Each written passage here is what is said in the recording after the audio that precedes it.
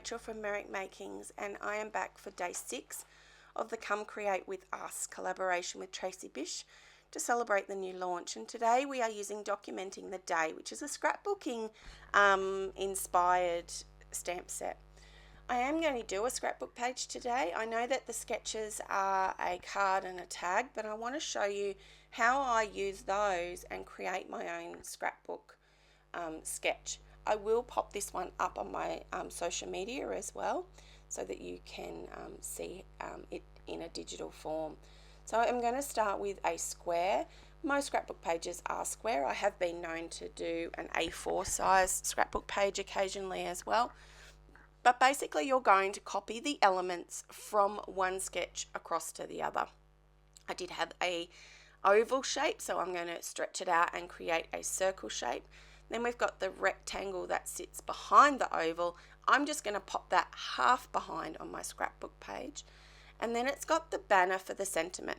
Now, traditionally on a scrapbook page you have a title, and often the title is just below, or at least for me, below where your photos are. Now I'm using those 2 photos, so you can see that I have popped those on down the bottom to one side, just like the banner is, and you will see I'm adding in the word title there as well. Now I do want quite a large title for this, and you can see that I'm just sketching it out so that it is down the bottom, but just sitting underneath those photos. So doing this process and sort of taking elements off the sketches that are in the magazine, in the catalogue, may actually help you when it comes to scrapbooking as well.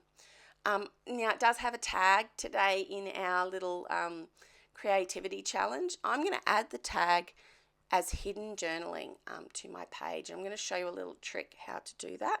I traditionally do put some strip journaling on the page or on a tag that is hidden. So there is my hidden journaling. It's going to sit behind that circle element. And that is my sketch for the scrapbook page that I am doing today. Now I am using the fabulous Wildflower Birthday 12 by 12. It's gold foil. It does have some die cuts, but for today I'm just using the DSP. You can see it's got really pretty colours in it, and so I have cut the circle and the large rectangle out of that. Now I'm going to add a little bit of ink blending behind that circle. You can see I'm adding it and then taking it away because I want to see where it's going to actually come out from behind it. I'm using a heavy hand with the ink, and that's tapped down onto my cardstock so you can see dark patches. Those dark patches actually won't be seen because they will be covered, but they do help with that ink blending. I find it really hard to get an even amount of blending, particularly on a large surface. So that's what I've done. Those dark patches you will not see, and I'm just bringing in that circle now because in that stamp set it does have a heart and a little, I think it's a sun. So I'm adding some of those as well. Now the Pretty in Pink that I am using for most of my inks does match the outfit of the photo that I've used. Now the sentiments from the stamp set that I have used for the title is called A Perfect Day.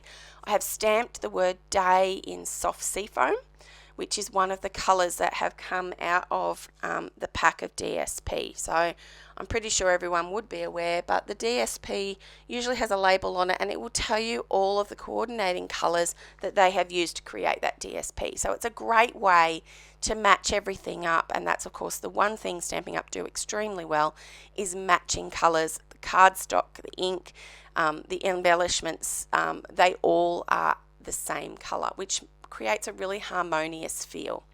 So you can see I've used the Pretty in Pink cardstock to map my photos. Now traditionally in scrapbooking often your photos are matted in white, but I did want to bring that pink back in again, and it really does make the pink in her cute little romper set I guess pop out a little bit more. I do layer the two. I don't want them side by side. I did want them sort of like playing cards where they're overlapped slightly.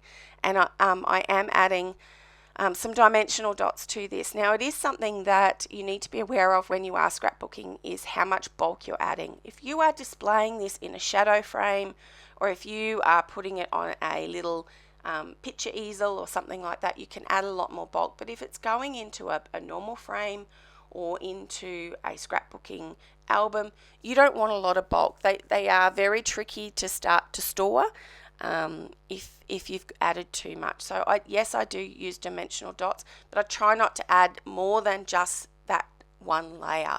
And anything that I have added extra, like the title, is just the same height as the photos. So it's actually still quite thin and won't take up too much room in an album or in a frame. And I think these are destined for a frame. For those of you that don't know, I did start my papercraft journey pretty much with scrapbooking. I was a bit of a scrapbooker and then turned to card making with a group of playgroup friends. With all of our babies in tow, we would meet on a regular basis and have a go at making some cards and have a great morning together. It was a real sanity saver for us, so that we weren't just focused on the little toddlers running around all of the time. We actually had a creative outlet, which was great fun. So that's how I started. For me, however, I did turn to card making again after a hiatus in the more recent years, the last several years, more so because I can get a card created in about an hour, if not 45 minutes, which is perfect for me. I get up early in the mornings. I often create a card before I go to work. It's a great way to start the day. Whereas scrapbook pages, even though this one looks like it's coming together quite quickly, the video is edited. I had pre-planned it. So it probably, it's going to take me a couple of hours as a general rule, including the journaling and everything like that. Now, speaking of journaling, I do tend to do those on the computer, and I'm not showing it in this video, but if you watch my other videos, you will see some of my strip journaling that I've printed on the computer. Now, the hidden journaling, this is my little trick. Once you've got everything adhered down, cut a slit so that it's hidden. Like for me, it was just around the outside of that circle. I then measured how wide that is and cut a strip, which is going to be my journaling tag, and measured how far down that tag's going to go. I'm going to create a pocket then behind so that it's not going to slip all the way down if I put it from the front. And then I've just added a little curvature to the top so that it's a proper little tag, and it sits there. It's not intrusive. You can't actually even really tell it's a hidden tag. It just looks like another element on the page, but that will be able to be pulled out with a little bit of journaling written on it, and preserves the memories a little bit better. And that's what scrapbooking's all about. It's about memory keeping. So you can see here I have used those two shapes from the stamp set, and I am hand cutting those. Now, hand cutting can be quite tricky. I would highly suggest the paper snips that Stampin' Up sell, because they are super sharp. Now, I did use 3 of the suns, and I stamped those off in Pool Party, and I'm using 2 of the hearts. Now, that makes 5. So there's a bit of a rule in paper crafting. As a general rule, try to use 3s and 5s, or at least odd numbers. It gives a little bit more of a balance when you pop it on the page. Now, like I said before, sort of layer everything up. My big tip here is don't overcrowd your photo, but instead frame your photo with all your small elements. It brings the eye into the photos when you are doing that. But of course, adding all your extra little bits and pieces like I'm doing definitely adds to the whimsical feel of your page. I am using some of my current favorite obsession, which is the twisted gold twine. That gold twine is available at the moment in the shop, and it's super fine. Like it's amazing. it can really add a lot to a page without a lot of bulk, which is why I'm using it today. But it also reflects that gold foiling. Now I did die cut some little other elements, little leafy sort of ferny elements, just to add those extra little bits and fill in some of those gaps that I had, which is what you really want. I'm trying to create that circular look, and if you have a look at a few of my other scrapbooking videos, you will see a very similar approach there as well. And that is pretty much it for our page. Thank you so much for joining me. Pop over to my social media and you can pick up this sketch for yourself and give it a go. Please make sure you pop over to Tracy's page for her live. Leave some comment and subscribe if you're not already over there as well.